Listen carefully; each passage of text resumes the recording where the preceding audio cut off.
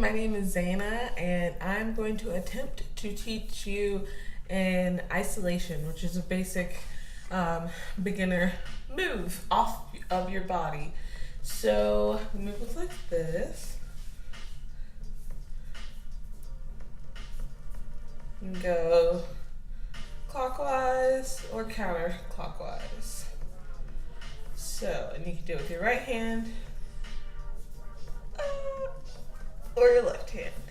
You can also do it with two hands, and you can do ghosting isolations, which is a variation that if I continue making tutorials, I can teach you. Okay, so first things first is what I call home base, basically. So you're going to grip the hoop very tightly. You don't want it to be able to slide down. You don't want it to go outside of this frame that we're going to establish, which for me is my waist and right above my head. I don't want the hoop to go outside of that frame at all. You want it to stay here. In order to do that, you have to grip the hoop pretty tightly. So your thumb is going to lead, so you have it gripped at the base here. You can either have your thumb extended like that, or tucked underneath like that, whatever feels more comfortable. And then keeping it in line with this frame that we already established, you're going to drive the hoop very tightly until you physically cannot do this motion anymore, basically. Then the hoop is going to roll over the back of your forefingers here, like this. When the hoop is moving, the momentum will make this part a lot easier, but breaking it down slowly makes it really hard to kind of execute. So I'll show you one more time. You're at home base. You drive the hoop, keeping it in line with that frame until you physically can't anymore. You let go of the hoop and let it roll over your forefingers. And then here you're gonna grip on the inside and drive it back down to home base again. Like I said, when you do this full speed, it's a lot easier because the momentum of the hoop will drive it in that direction. One exercise that I always tell people to do for this is to get used to how the hoop feels just sitting on the back of your hand, and go from this grip to this grip here over and over, because that's really the transition of the trick that creates the illusion that the hoop is moving while standing still. Feel how heavy the hoop is as well. Your hoop might be heavier than mine or lighter than mine. You can really do this with any size hoop. The smaller your hoop, the harder it's going to be, because you're going to have less time to really do that transition of the grip when you let go of the hoop and let it roll over your forefingers. So, I definitely would say to practice like this half isolation at the top and maybe even at the bottom. I mean, just getting used to keeping the hoop in line. It's okay if it moves a little bit outside of the frame, not like that. But you just want to give the illusion that you're moving the hoop without moving it. It's almost like a miming sort of situation, like you're miming. At least that's what I've been told.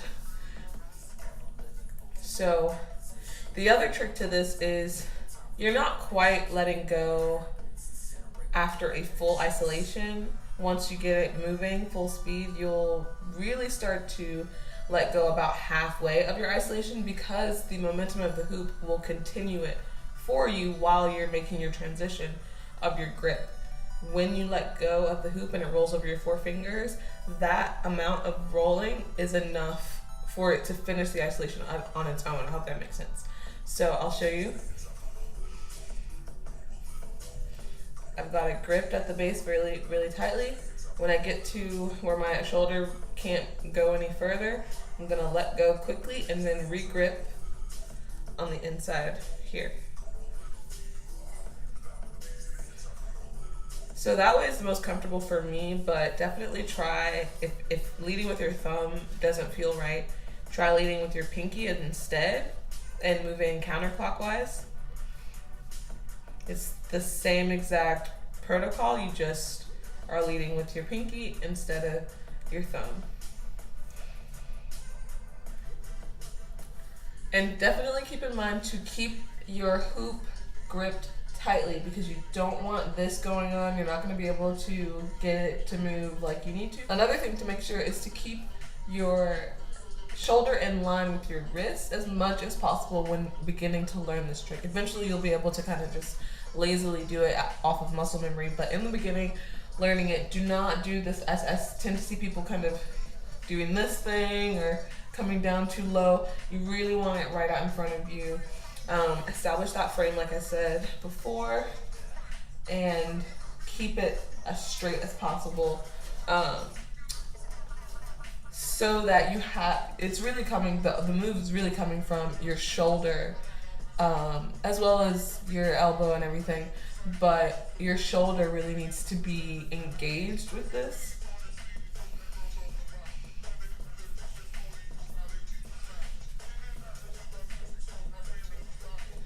So you see, I'm not down here, I'm not close to my body right here trying to do it. I'm not inside of the hoop.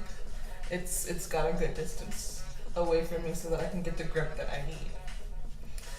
So if your arm gets tired, which it will, just switch arms. It's good to learn this move on both hands, both sides, and both directions as well, so that you can do really cool isolation tricks down the line when you have finished mastering your basic isolation.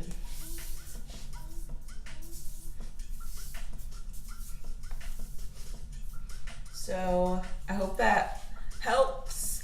If you don't get it right away, definitely just watch some more tutorials or comment something that maybe I said that didn't make sense that I can maybe try to elaborate. And I guess give me some suggestions on variations or any other tricks that you might want to learn. I'm probably, I would call maybe like an intermediate hooper, beginner to intermediate, because I have been hooping for a while, but I hadn't been really drilling things until more recently. So if there are moves that I can help with, I definitely would love to, so let me know. Maybe I can learn some stuff from y'all as well. That would be awesome. You can follow me on Instagram at TheyCallMeZNasty and look at some of my hooping videos. Maybe I'll start making some shorter tutorials to post up there as well. I'm not sure yet, but let me know what you think of this video. And happy hooping!